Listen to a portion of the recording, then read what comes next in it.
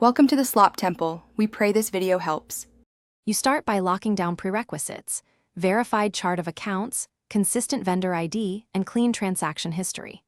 Next, choose a pilot workflow.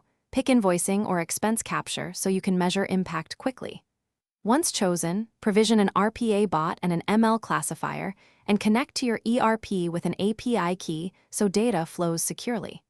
Make sure to version control mappings and document one standard operating procedure. This keeps you auditable and ready for iteration. Once data is flowing, train models to categorize transactions and detect anomalies. Use a 20% holdout set to validate performance so you avoid overfitting. Then implement robust ETL pipelines with schema enforcement and incremental loads, because inconsistent feeds break automation. Integrate model outputs back to your ERP. Auto-post routine journals and route exceptions for human review. Make sure to include idempotency checks and detailed audit logs.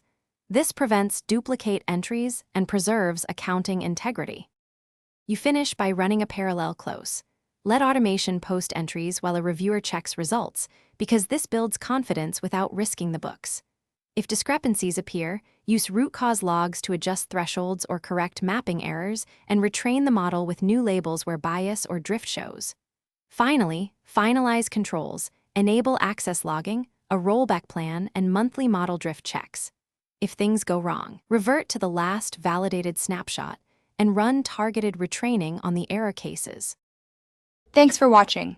Consider subscribing if we helped you.